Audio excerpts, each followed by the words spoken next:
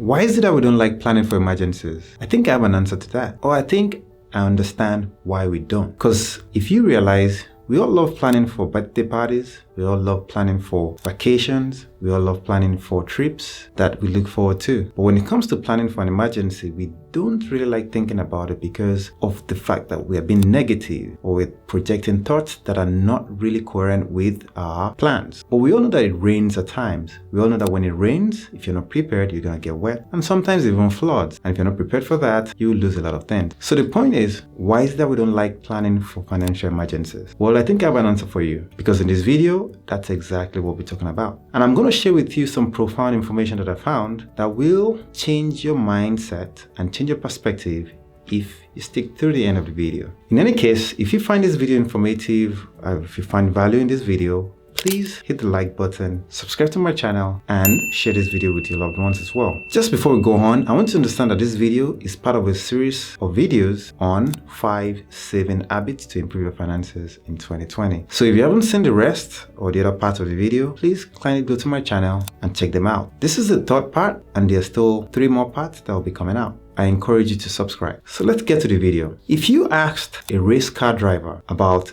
emergencies, I'm sure one of the things they will tell you is that they plan for emergencies and they need to be able to react at a high speed to emergencies that could occur. So it has to be very clear on what they're going to do when an emergency do develop. If you ask someone that is going hiking and you ask them, what are your plans to be safe when something goes wrong? Then in that case, they will tell you that they are prepared to face the emergencies they might experience. And that's why they always carry spare chargers, spare phones, spare radios, just in case they get lost so that they could be found. But when it comes to our finances, we don't really like to plan for the emergencies that we may experience. One of the things that we would find is that we often fall into this belief or set of beliefs that could make us think that certain things can happen to us. For example, if you've been a safe driver all years for a decade, you've never got into an accident, why would you plan to have some money to take care of yourself or your car when something like that happened? If you've been in good health, you've been in great shape, why would you think to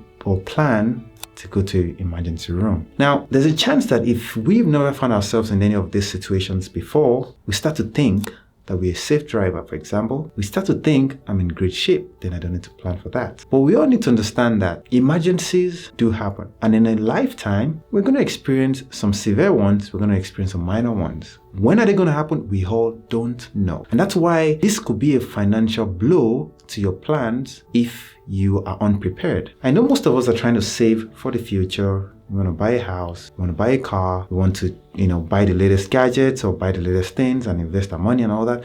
But we also got to remember that a part of a solid financial plan is having some backup money or emergency fund. According to this article, which I'm going to share with you, if you're interested in the article, the link is going to be found below in this video and you can check it out yourself. Only 40% of Americans can come up with some money to cover an emergency of about $1,000. Only 40% of Americans can do that. That is 4 in 10 people. Now, if that is true, why is it that we are not changing this? Why is it that things are not being done? Why are we not changing this habit? And this is something that is not new. I'm sure you've heard it several times, having an emergency fund, having some money set aside just in case unplanned events do happen in our lives. But as you also know, that one of the things that is plaguing our society is obviously we have a lot of student debt, wages are still low, and expenses have actually grown higher. So there's a chance that this problem will continue for a while. And that is where we need to come into a perspective of knowing our situation, understanding the situation we find ourselves. Because if we do not change our habits and start taking away some money to save for emergencies, we would only find ourselves going to a payday loan, going to a credit card, trying to borrow money from people at a very high interest rates that will only keep us poor. And that is why it's very important that we need to start looking at our finances and start planning for these emergencies. According to JP Morgan Chase, in a 12-month period, at least 60%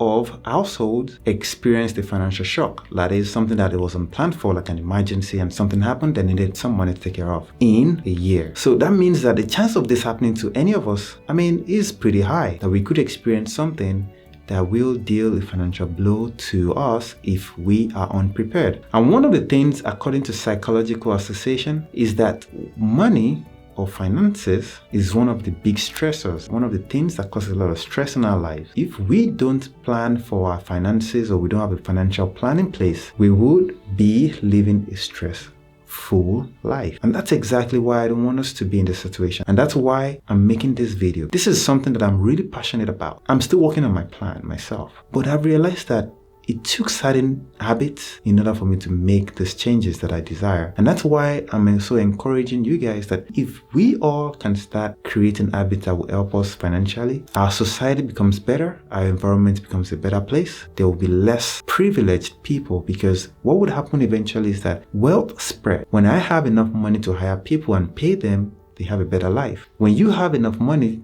to hire people, the environment around you gets better. Your dreams come true. Key takeaways from this video. 1. Be realistic. Look at your situation and see where you need to adjust. One of the things that we all need to make is sacrifices. In order to get anywhere in life, we need to be able to make sacrifices to progress. And if you're not ready to make sacrifices, I'm sorry to tell you, there's a chance you'll end up being at a single spot or at a place where you don't want to be if you don't make the sacrifices now. And also, do not wait until things happen in your life. If you have a car, don't wait until the car breaks down before you start looking for the money to fix it. If you have a house, you also have to look at the things that could break in the house, and you need some money are set aside in order to be able to fix the problem. Because what will happen is this: if you're not being realistic and you're not planning for this situation, you will end up in these problems or these emergencies, and you'll be unprepared, and you find yourself using the credit card, which they will charge you between 15 to 17, 18, 20 something percent interest rate for something that you could have prepared for when the days were great and it's sunny, and when it starts raining, you were unprepared. So let's start using this time when things are okay to prepare. Secondly, how much should you save? This is a big question, and it's also based on your situation. If you're single and you're young, in good shape, well, you might not need as much money set aside for your health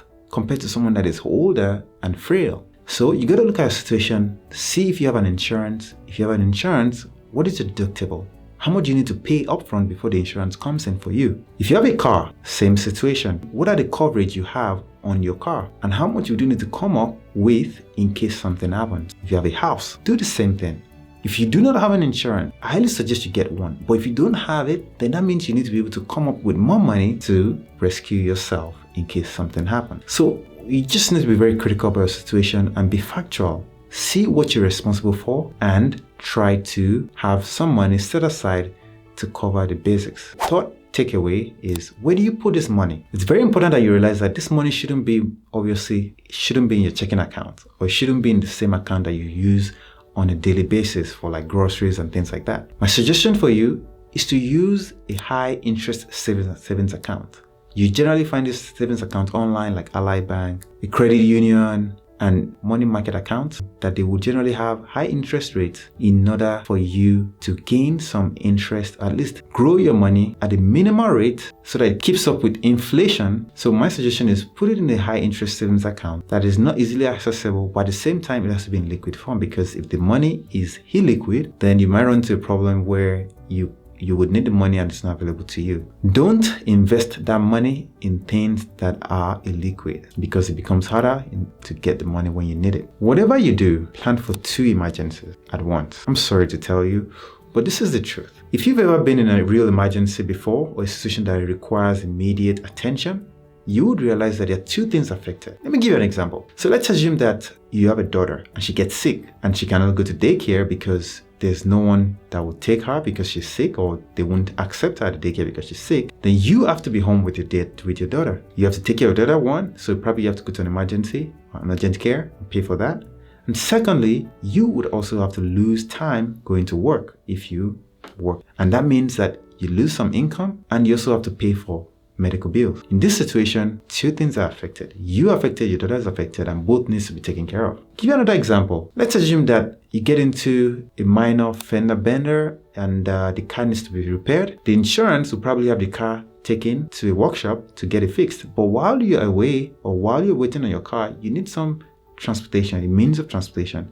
Sometimes your insurance will provide a car right away as a substitute while the other car has been fixed. But sometimes this takes a while. We know how insurance works. So while you're waiting for this, you don't have your car, you need some money to get around, and you also need some money to fix your car as well, because you probably have to come up with some deductible. Let's assume you get sick, you have to go to hospital and you cannot work. Now you have to pay for medical bills and you also cannot work. So the point is, always have plans for two things to happen. I know this is not something that we want to hear, but it's just the reality. Last tip for you is this. You have to remember that saving is a journey. It takes time, it takes patience, it takes improving your strategies and your motivation and the reason why you want to achieve a goal. Same thing applies to saving for your emergency fund. You don't necessarily have to come up with the money at once, but that doesn't mean that you should give up on the process. Because when you look at it from a perspective that it's a journey, you would realize that you will never get there. It's always a process. It's always evolving. Let me give you an example. Let's assume that you're young, you just finished college, and you're just starting your job, and you're just building some money set aside for your emergency. Yeah,